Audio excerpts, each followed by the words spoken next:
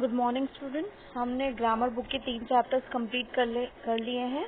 अब हम new leaf का चैप्टर 4 पढ़ेंगे। ओके, सो हमने जो चैप्टर्स पढ़े हैं और जो चैप्टर्स के क्वेश्चन आंसर्स वगैरह सब किए हैं, आपको उसको लर्न करना है। अभी हम चैप्टर 4 पढ़ेंगे, जो कि अ सॉर्ट ऑफ हॉरर है, बट एट लास्ट पता चलता है कि it's not an horror story. A dark silent house. Okay, warm up. You are in a lonely countryside on a dark night. आप एक lonely मतलब अकेले हैं कंट्री साइड में, मतलब कंट्री के साइड में, and it is raining hard and your car breaks down. So बहुत तेज पानी आ रहा है और आपकी कार का ब्रेक फेल हो गया, मतलब ब्रेक खराब हो गया। At a distance you see a house. थोड़े डिस्टेंस पे आपको एक घर दिखता है। It is right to seek shelter at in an empty house. और ज़रूरी होगा हमको उसको शेल्टर लेना होगा एक खाली घर में। Okay, so let's get started. As you can see, this is the man. This is the scenario. Okay. It had rained hard all day. When darkness fell, the rain was coming down harder than ever. I have never seen such rain. It beat on the roof of the car and rained in streams at the side of the road. And now, miles from everywhere, the car had broken down. So बहुत तेज पानी आ रहा था और दिन भर से पानी आ रहा था, मतलब पूरा दिन पानी आया। बहुत अंधेरा था। The rain was coming towards harder and rain was coming harder and harder. Okay, जब हमारे यहाँ भी पानी आया था अभी पिछले साल ही, इतना पानी आया था कि बाढ़ टाइप हो गया था, वैसे ही बहुत तेज पानी आ रहा था। And writer is telling, this man is telling he had never seen such a rain. Okay, it beat on the roof of the car. तो कार की जो हम जब कार में बैठते हैं और पानी आता है तो उसके छींटे हमको सुनाई देते हैं। Like that it was streams of the road, और रोड पे नाले जैसा बह रहा है। And now miles away the car had broken down, and car has been broken a bit because of the rain. It got damaged, so it was broken. I had not passed a garage for many miles, and the next one might be a long way further on. So he has not seen any garage from there. उसको कोई भी garage नहीं मिला था इतनी दूर, और शायद दूसरा जो garage पहले गया होगा और जो दूसरा आने वाला है वो बहुत दूर होगा। There was not a house to be seen, and there was no house. I was tired and hungry. I did not spend the night in the car. और वो बहुत ज़्यादा tired है। So he was feeling tired and miserable and hungry. बहुत ज़्यादा थक गया था और वो भूखा भी था। And did not want to spend the night in the car. और उसको रात भर कार में नहीं रहना था। But I couldn't go for looking for shelter with the rain coming down like this. What I supposed to do? But पानी इतनी तेज आ रहा था कि उसको समझ नहीं आ रहा था वो कहाँ जाए। तो उस टाइम पे he was thinking what shell I do, अब मैं क्या करूँ और मुझे अभी क्या करना चाहिए। I turn off the headlight and looked for the light. At first I see nothing, but when my eyes became used to darkness I saw a small light very far from the road. But then उसको कुछ भी नहीं दिख रहा था, तो उसने headlight बंद करी गाड़ी की क्योंकि खराब हो रही थी वो, और उसने फिर सब दूर देखा तो थोड़ी देर तो उसको कुछ नहीं दिखा। उसके बाद उसको दिखा एक स्मॉल लाइट दिखी कहीं से आती हुई, बहुत दूर से एक स्मॉल लाइट दिखी। सपोज हम इस पार खड़े और 3-4-5 घर छोड़ के हमको लाइट दिख रही है लाइक वाइज, और वो सुनसान area. Okay, it must be house I thought, perhaps they will give me a meal and bed for night. Leaving the car, I walked carefully up, seemed to be a side of road towards the light. As I got nearer, I saw that light come from one of the windows of a large house. It looked like a farmhouse. The rest of the building was in darkness. So what happens was like he find like a house. उसको लगा कि जरूर वहाँ पे एक घर ही होगा जहाँ से लाइट आ रही है, और वो लोग मुझे खाना भी दे देंगे और रात में सोने के लिए बेड भी दे देंगे। और ये कार वहीं छोड़ के वो धीरे धीरे चलने लगा। And as he see that there was a light, and जब वो जैसे ही पास आता गया उसके बाद उसने देखा एक विंडो थी एक बड़े से हाउस की। It look like farm house and the rest of the building was in darkness. तो एक विंडो में से लाइट आ रही थी और बाकी पूरा घर जो था वो अंधेरे में था।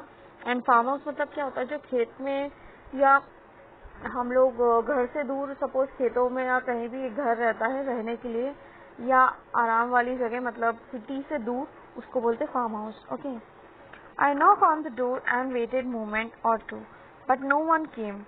I knocked again, more loudly this time, but still no one answered. The rain was still pouring down, so I turned handle and door opened. So उसने दरवाज़ा नॉक किया, नॉक मतलब खटखटाना, उसने दरवाज़ा खटखटाया और रुका, फिर वो दूसरी बार खटखटाया, रुका, बट कोई नहीं आया। फिर वापस से उसने नॉक किया और तेज किया और फिर भी किसी ने आंसर नहीं दिया। मतलब उसने, हम कैसे बताते कोई है like that. He knocked and asked for the answer but no one came. The rain was still pouring down, but पानी बहुत तेज आ रहा था और अभी भी आ रहा था। I turn handle and door open. उसके बाद उसने डोर हैंडल घुमाया और डोर खोला।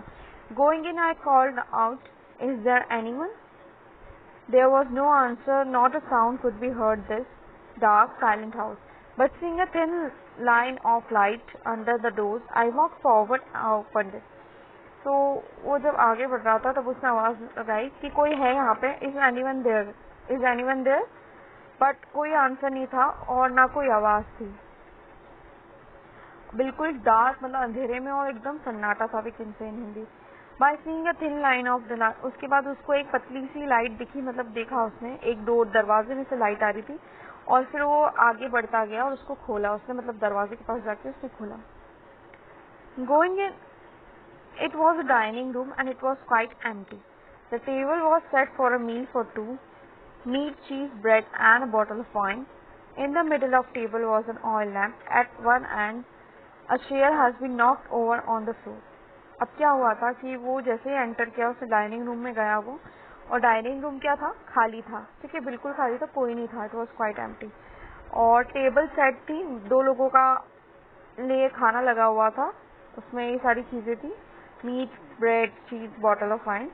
और टेबल के बीच में एक ऑयल लैम्प था, हम जो बोलते लालटेन टाइप, या हम बोल सकते दीपक type.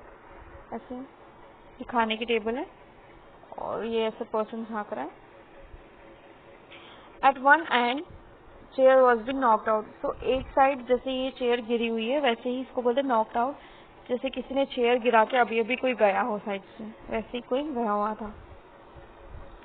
2 people had sat down for the meal and something had happened. They had to got up suddenly, so suddenly that one of them had knocked over the chair and not stopped to pick it up. And all this happened not long before. The food was on the table, still fresh, and the lamp was still full of oil. So 2 लोग वहाँ पे बैठे हुए होंगे खाने के लिए। उसने ऐसा इमेजिन किया कि 2 लोग बैठे हुए थे खाने के लिए और कुछ ना कुछ हुआ होगा जो उनको भाग के जाना पड़ा। तो उसमें से एक पर्सन सडनली गिर गया, टेबल, उससे चेयर गिर गई और फिर वो इतना भी नहीं टाइम था उसके पास कि रुक के चेयर सही कर पाए। और ये अभी जस्ट हुआ, it was not long before. So the food was still fresh and the lamp was full of oil. और जो लैम्प था उसमें तेल था पूरा भरा हुआ। I went back to the door again. I shouted in the dark, silent house, "Is there anyone?" But no one answered. So taking the lamp from the table, I went round the house, first downstairs and upstairs into all the bedrooms. अब क्या किया उसने, वो अंदर आया और उसने वापस से चिल्लाया in the dark silent house.